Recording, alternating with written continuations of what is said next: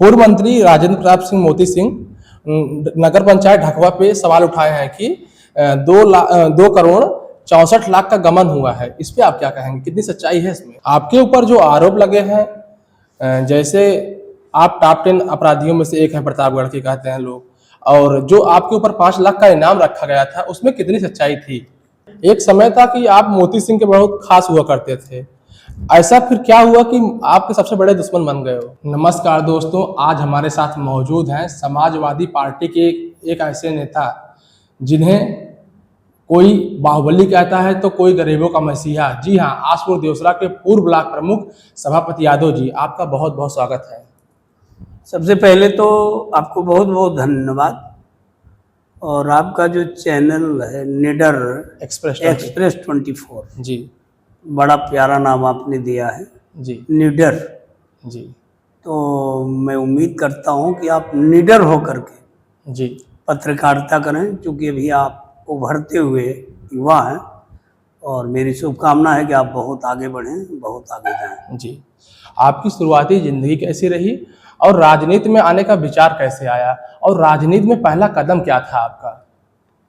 देखिए, हम बहुत गरीब परिवार से हैं और शुरुआती लाइफ मेरी बड़ी उतार चढ़ाव की रही। सन 1991 में मेरे पिताजी इस दुनिया से चले गए, हम लोगों को छोड़ करके।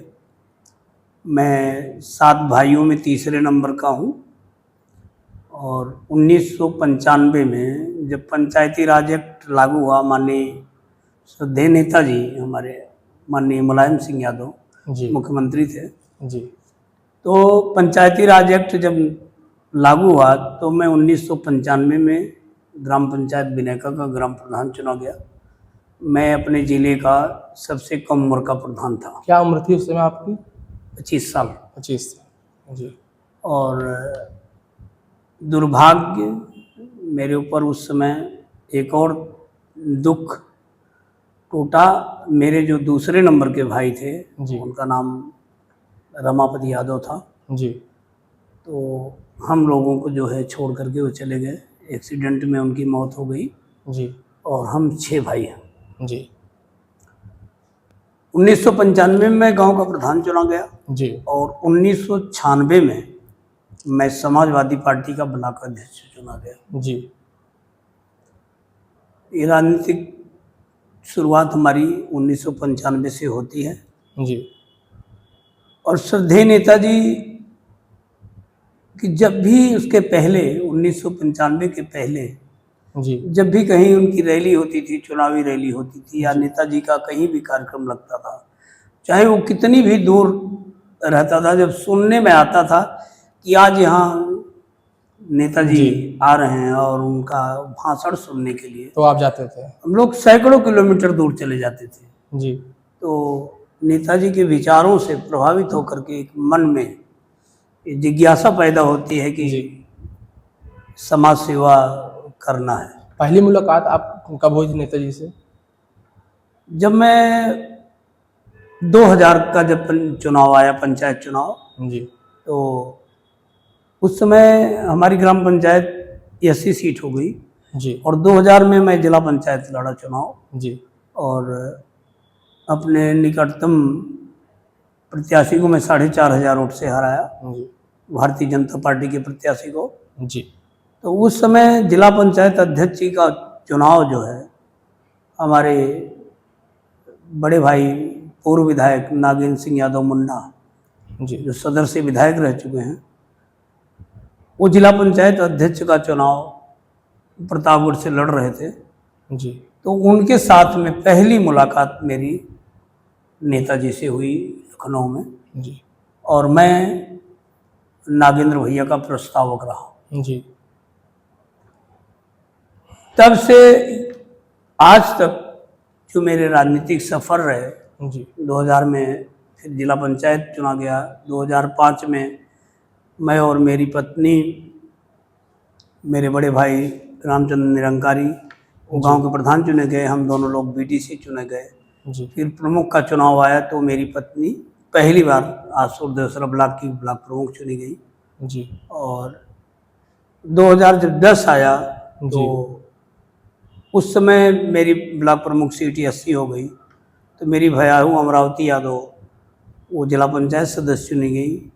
मैं और मेरी पत्नी जो है वो बीडीसी चुने गए। जी फिर 2015 का जब पंचायत चुनाव आया जी तो मेरी पत्नी पुनः दोबारा जो है ब्लॉक प्रमुख चुनी गई और मेरे बड़े भाई साहब रामचंद्र निरंकारी गांव के प्रधान चुने गए जी और मेरा छोटा भाई सुभाष चंद्र यादव वो जिला पंचायत सदस्य चुना गया जी और मेरे घर में मेरे जो भयाहू और मेरे जो और छोटे भाई जी 5 और बीडीसी चुने गए। मतलब मेरे घर में कुल 6 बीडीसी और 1 जिला पंचायत ब्लॉक प्रमुख प्रधान समेत कुल 9 पद जो है अभी भी हैं? हम पंचायत चुनाव जीत करके जो है एक प्रदेश का रिकॉर्ड बनाए अभी कितने पद 2015 हैं? में। इस समय भी वर्तमान समय में मेरे घर में 7 पद हैं। 7 पद हैं। मेरी भयाहू जो है वो जिला पंचायत सदस्य है जी और बाकी 6 क्षेत्र पंचायत सदस्य हैं। जी। आपने अपने कार्यकाल में कौन कौन से बड़े काम किए जिससे जनता आज भी बहुत खुश हो? देखिए, हम हमेशा चुनिंदा काम किए। जी जब मैं पहली बार गांव का प्रधान चुना गया था जी तो उस समय मेरी ग्राम पंचायत में लगभग 9 लोग ऐसे थे कि जिनके नाम 1 इंच भी ग्राम पंचायत बिनेका में जमीन नहीं थी, जी उनका खतौनी में नाम ही नहीं था। जी तो मैं उस समय 10-10 बिस्वा मतलब 1 बीघे जमीन जो है, जी पक्के से 10 बीघा मतलब कच्चे से 1 बीघे जमीन मैं सबको आवंटन किया। उनका सबसे पहला काम मैं उनका खतौनी में नाम डाला जी और वो भूमिधर हुए। जी जो भूमिहीन थे वो भूमिधर हो गए। और सबसे एक ऐतिहासिक कार्य उस समय हमारे यहाँ जिलाधिकारी आर्य प्रसाद जी थे, तो उसमें नसबंदी अभियान चल रहा था। जी मैं एक दिन में अपने प्रधान कार्यकाल में 11 नसबंदी करवाया था अपने ग्राम पंचायत में, जी और जिसमें हमारे मुसलमान भाई नसबंदी नहीं करवाते हैं, जी जी और मैं 4 मुसलमान भाइयों की नसबंदी करवाया था। जी ये मेरे लिए एक बहुत ही ऐतिहासिक जी कार्य था परिवार नियोजन पर, जी जी जो कि सरकार की मंशा जी थी। जी जी। आपके ऊपर जो आरोप लगे हैं, जैसे आप टॉप 10 अपराधियों में से एक हैं, प्रतापगढ़ के कहते हैं लोग, और जो आपके ऊपर 5 लाख का इनाम रखा गया था उसमें कितनी सच्चाई थी?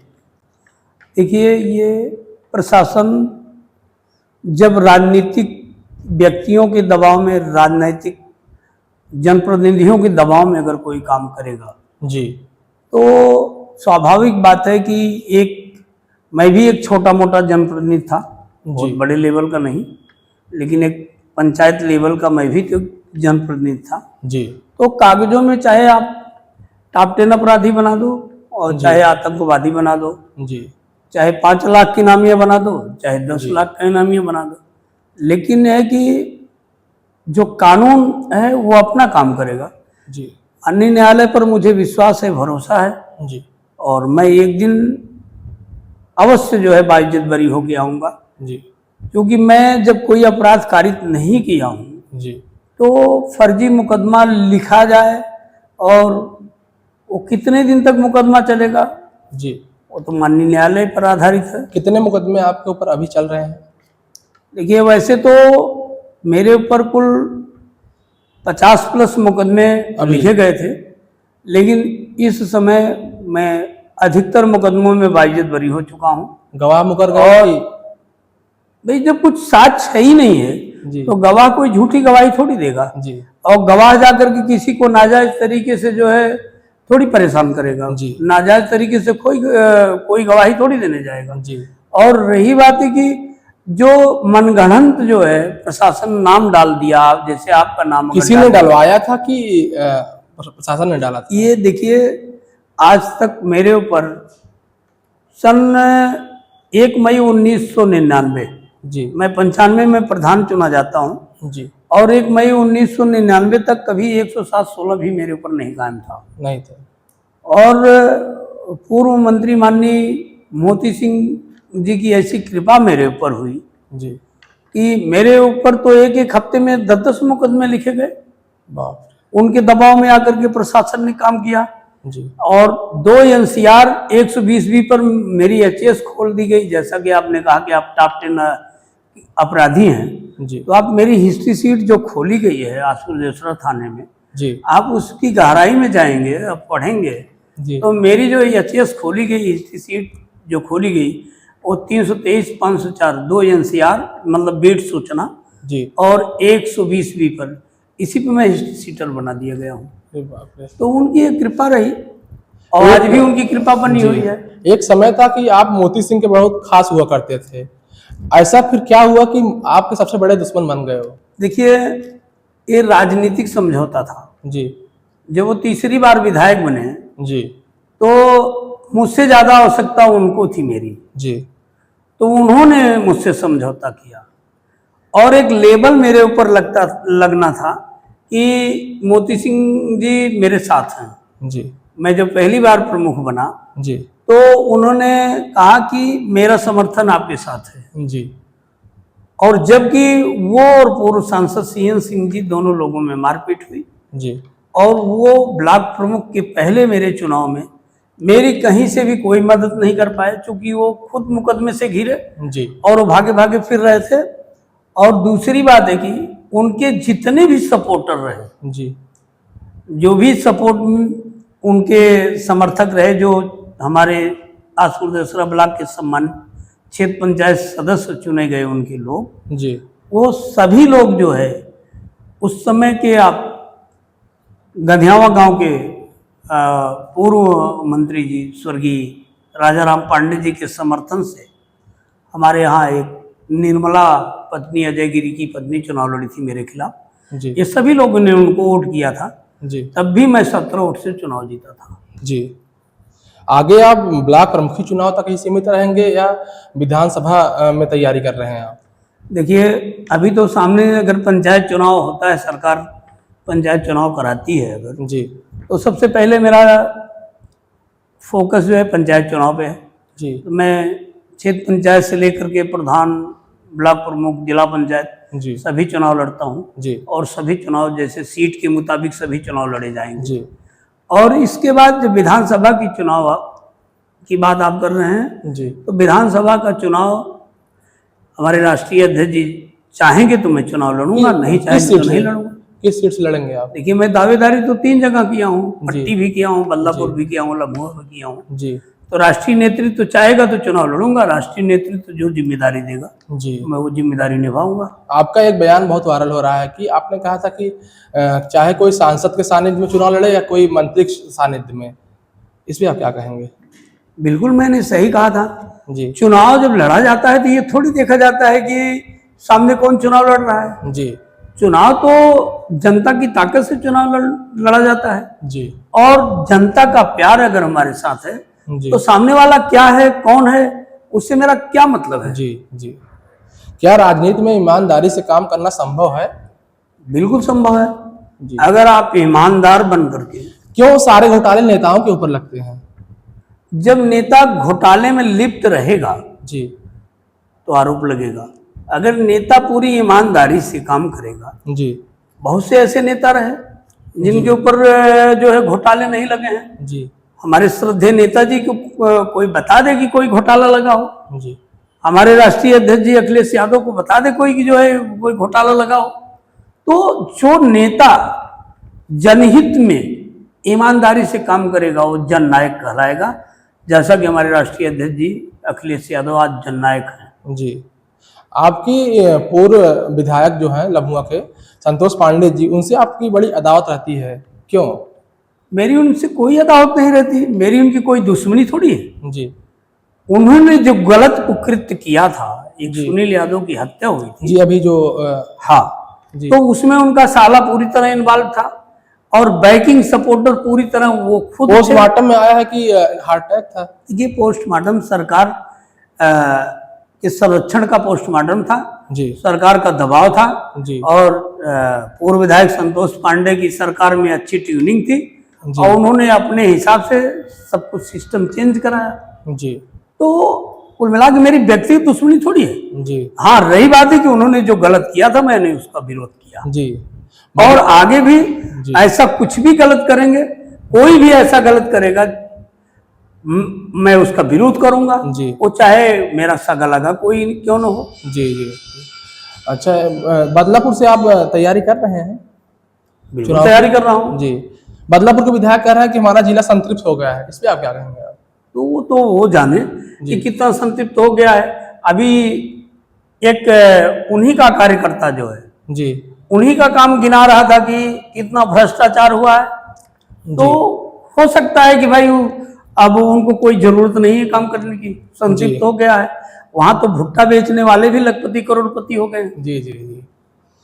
पूर्व मंत्री राजेंद्र प्रताप सिंह मोती सिंह नगर पंचायत ढकवा पे सवाल उठाए हैं कि 2 करोड़ 64 लाख का गमन हुआ है, इस पे आप क्या कहेंगे, कितनी सच्चाई है इसमें? देखिए, वहां का जो चेयरमैन है जी वो समाजवादी पार्टी का चेयरमैन। जी, इसीलिए वो टारगेट किए हैं। अब सुनिए, तो शुरुआत में तो वो चेयरमैन कोई काम नहीं करने पा रहा था, जी क्योंकि सचिव जो है जी बीजेपी की सरकार है, जी तो पूर्व मंत्री जी की मंशा के अनुसार ही वहां सचिव नियुक्त किए जाते थे। जी आज भी सचिव उन्हीं की मंशा के हिसाब से नियुक्त किए गए हैं। जी आप देखते होंगे, ढकवा जाते होंगे, जी वो चेयरमैन इतना परेशान किया गया, इतना परेशान किया गया, सरकार के सभी मंत्री जी के लोग परेशान किए गए, मंत्री जी के लोग परेशान कर रहे थे, एक भी वो काम नहीं करने पा रहा था। जी लास्ट में उस चेयरमैन की मजबूरी बनी, वो जाके मंत्री जी के लोगों से और मंत्री जी से खुद, मंत्री जी की मीडिया आप लोग जानते होंगे, जी विनोद पांडे जी जी से जाके वो समझौता किया। अभी कुछ दिन पहले आपको मैं सबूत भी दे दूंगा, फोटो भी दे दूंगा। जी अभी कुछ दिन पहले मंत्री जी के मीडिया जो थे विनोद पांडे जी, जी उनके यहाँ रामायण था, जी उसमें भी हमारे ढकवा के चेयरमैन जाकर के काफी सहभागिता की, जी काफी देर वहां समय दिए।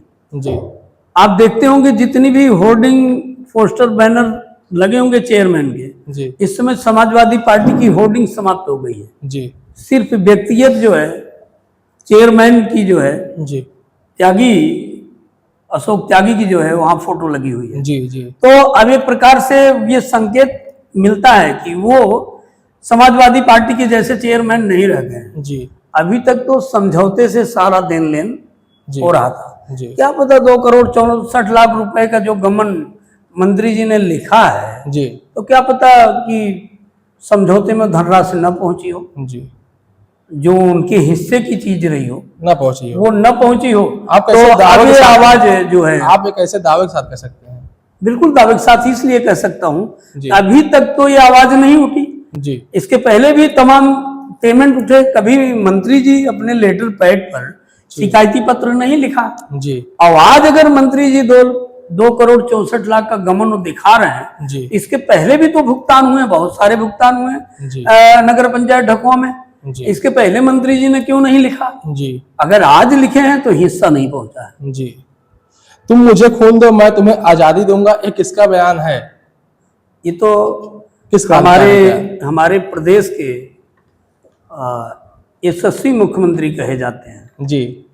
ये माननीय मुख्यमंत्री जी का बयान है। उन्होंने कहा कि स्वामी विवेकानंद ने कहा था।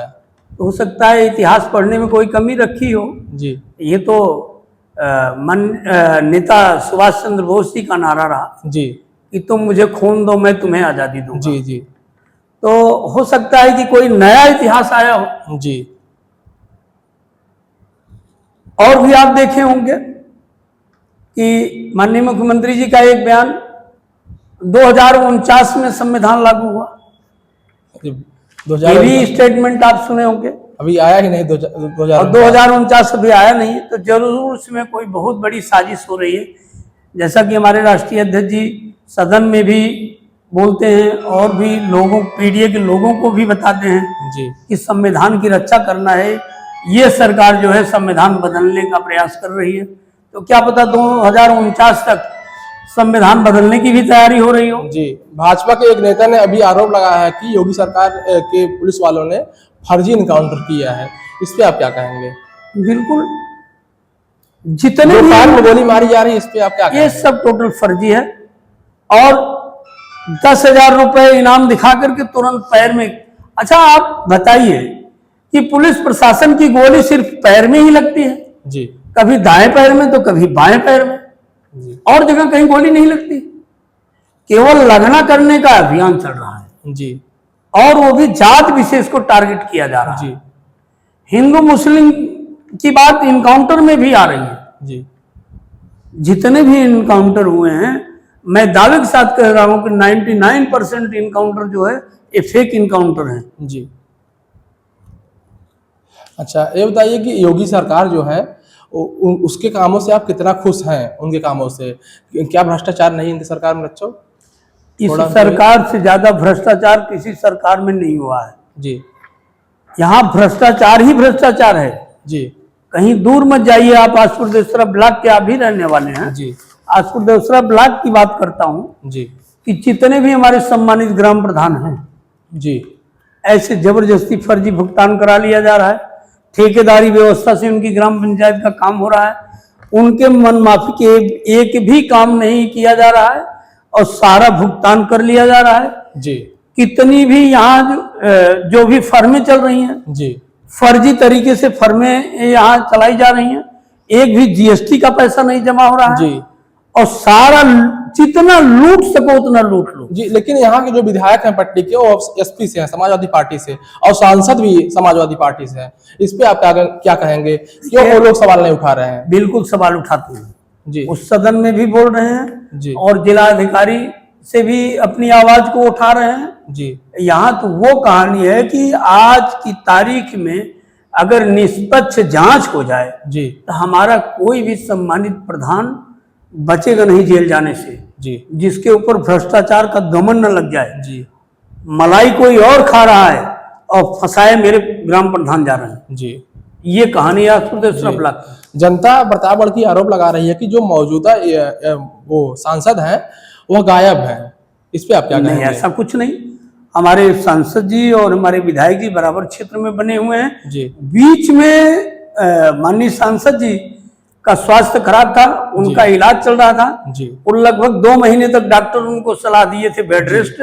बाकी उनके जो प्रतिनिधि बनाए गए हैं, जो उनका कामकाज देख रहे हैं, वो भी बराबर क्षेत्र में बने रहे।